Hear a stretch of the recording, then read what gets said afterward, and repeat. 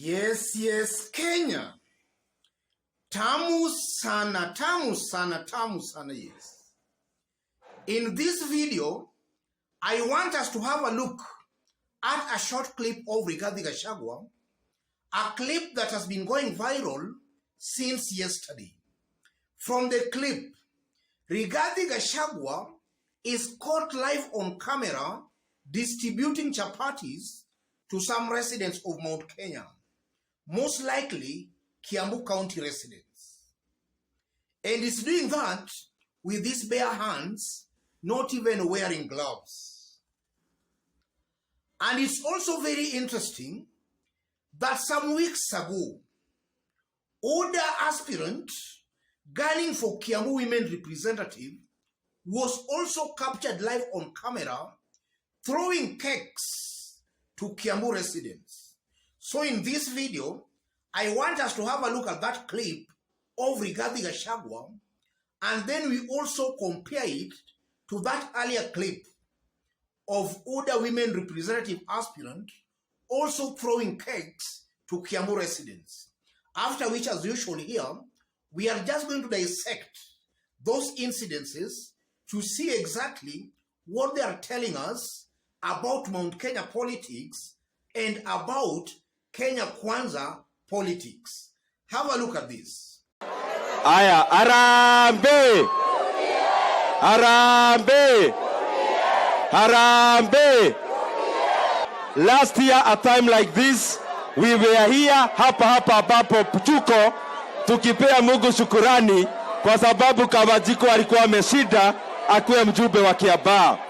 Na kati ya ile maneno mingi tunataka kufanyia wananchi wa Kenya, ya kwanza, we want to make agriculture in Kenya profitable. Yes, that's Rigathi Gachagua yesterday. So let's have a look at Wamuratha, older aspirant gunning for Kiambu women representative, because she was also captured live on camera some weeks ago throwing cakes to residents of Kiambu, though she later apologized for that. Let's have a look at her.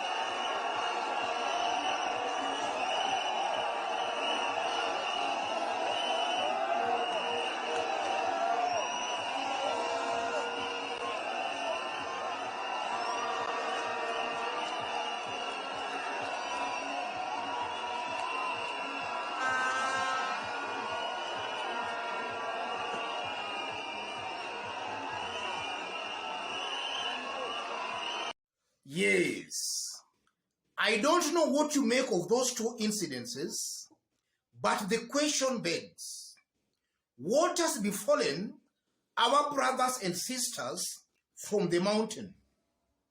Why are they stooping that low? Or is there something they know that a good majority of Kenyans do not know?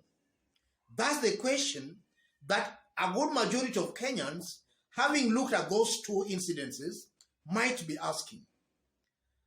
And also it's very funny that when William Ruto started his wheelbarrow politics, the first place always concentrated mainly in distributing wheelbarrows was on the mountain, not even in his Kalenjin Rift Valley. He was just distributing those wheelbarrows mostly on the mountain. What does this all mean politically? That's what I want us to find out in this video right now. In case you are watching us for the very first time, but so far you have not yet subscribed, kindly subscribe, give this video a like. Thank you, God bless you, God bless Kenya. The first thing I'm seeing here, William Ruto and his team in Kenya Kwanza Alliance are assuming that all the mountain wants is politics of handouts. That's why William Ruto and his team, likely they are giving handouts on the mountain. When William Ruto started this politics of wheelbarrow, he was only giving the wheelbarrows mainly on the mountain, not even in his Kalenjin Rift Valley backyard. And upon William Ruto nominating Rigathi Gachagua as his running mate, Rigathi had a homecoming ceremony in Nyeri, and he told William Ruto that all what Nyeri residents wants ni mchele na nyama. And we also saw Wamuratha throwing cakes to residents of Kiambu, and now it's Rigathi Gachagua. These are just confirmation that William Ruto and his team, they strongly believe that the people of the mountain just wants handouts. And that's what William Ruto is just offering the people. And should William Ruto ascend to the presidency, the same principle he used on the people of the mountain to get vote from them. That's the same principle William Ruto will continue using on the mountain people to make them still vote for him. And he'll just continue giving handouts to the people. He will not actually empower the people. He will not give them some concrete developments. He'll just be giving them handouts. And that's a perfect way of impoverishing the masses. Because instead of giving a man fish, teach a man on how to fish so that he can be self-reliant. William Ruto is teaching the residents of Mount Kenya on how to be dependent on their elected leaders. William Ruto is not teaching the residents of the mountain on how to be self-reliant. That's exactly what I'm seeing here. And the mere fact again that Rigathi Gachagua and Wamuratha are just throwing those food to the residents, and you are seeing even they're not wearing gloves, that's an indication that they're looking upon the same people they are trying to get votes from. Yes. Rigathi has no courtesy, or rather Rigathi Gachagua does not even have the courtesy to even wear gloves. Same to Wamuratha. And we all know what campaign entails. A lot of sweating, a lot of grabbing here and there. And with the same hands, Rigathi and Wamuratha are just throwing foods to residents of Kiambu. That's a perfect way of spreading cholera. That's a very unhygienic way of handling food. These are politicians who are just desperate for votes.